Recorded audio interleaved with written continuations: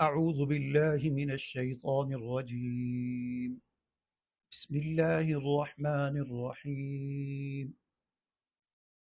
سورۃ الناس بہت اہم صورت ہے قرآن مجید کی اور سب سے آخری صورت ہے۔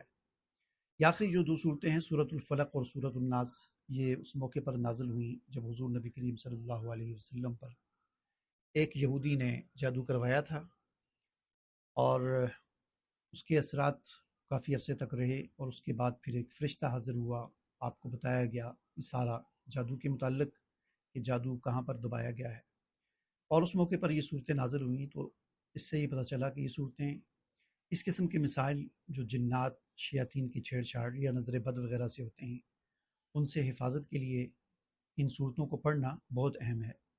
لیکن اصل چیز یہ ہے کہ طوطے کی طرح رٹا ہوا پڑھنا، اس میں اجر و ثواب تو مل جائے گا، ہر قرآن مجید کے ہر حرف کے بدلے میں 10 نیکیاں ملتی ہیں، لیکن اصل مقصود یہ ہے کہ ہم اس کے مفہوم کو سمجھ کر پڑھیں کہ ہم کیا کہہ رہے ہیں۔ ٹھیک ہے، تو ابھی ہم سورۃ الناس کا ترجمہ دیکھیں گے تھوڑی سی تفہیم کے ساتھ، آسان فہم انداز میں۔ بسم اللہ الرحمن الرحیم۔ قل اعوذ برب الناس، کہہ دو میں لوگوں کے رب کی پناہ میں آیا۔ یعنی آپ، اللہ تعالیٰ حضور نبی کریم صلی اللہ علیہ وسلم کو مخاطب کر کے فرما رہے ہیں، قل آپ کہہ دیجئے، اعوذ میں پناہ میں آتا ہوں یا پناہ میں آیا، برب الناس انسانوں کے رب کی۔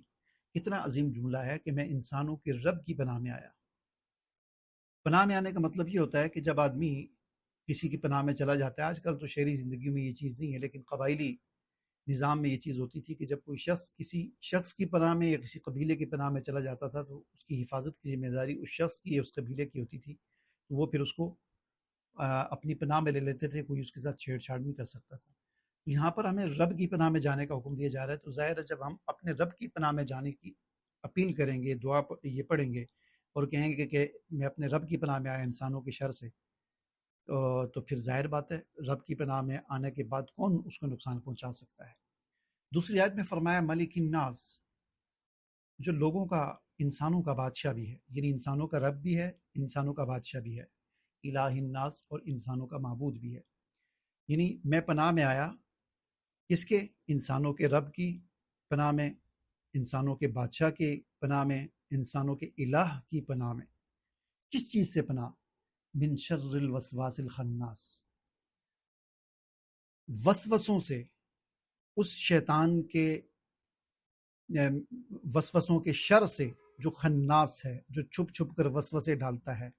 ٹھیک ہے، الذی یوسوس فی صدور الناس، وہ خبیث، وہ خناس شیطان جو وسوسے ڈالتا ہے انسانوں کے دلوں میں، من الجنت والناس، چاہے وہ خناس جو ہے وہ جنوں میں سے ہو یا انسانوں میں سے ہو۔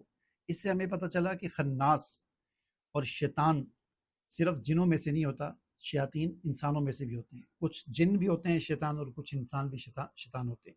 تو یہ صورت اپنے ترجمے کو پڑھ کر اگر ہم دیکھیں اور سمجھ کر اس کو پڑھیں، بڑی جامع صورت ہے۔ اس میں ہم صرف ان شیطانوں سے پناہ نہیں مانگتے، رب کی پناہ نہیں مانگتے کہ جو جن ہیں، بلکہ ہم ان شیطانوں سے بھی رب کی پناہ میں آ جاتے ہیں جو انسان ہیں۔ تو اس کو ہمیں صبح شام پڑھنا چاہیے، 3 دفعہ صبح پڑھیں، 3 دفعہ شام پڑھیں، بلکہ یہ آخری تینوں صورتیں، سورہ اخلاص، سورہ فلق، سورۃ الناس، اور 3 دفعہ پڑھنے کے بعد اپنے ہاتھوں پہ دم کر کے پورے جسم پر ہاتھ پھیر لیا کریں۔ یہ حضور کی سنت بھی ہے۔ انشاءاللہ صبح پڑھیں گے شام تک، شام کو کریں گے تو صبح تک، کسی قسم کی کوئی شیاطین، جنات، نظر بد اور اس قسم کی چیزوں سے کے نقصان سے ہم بچے رہیں گے اور اللہ کی اور رب کی پناہ میں رہیں گے۔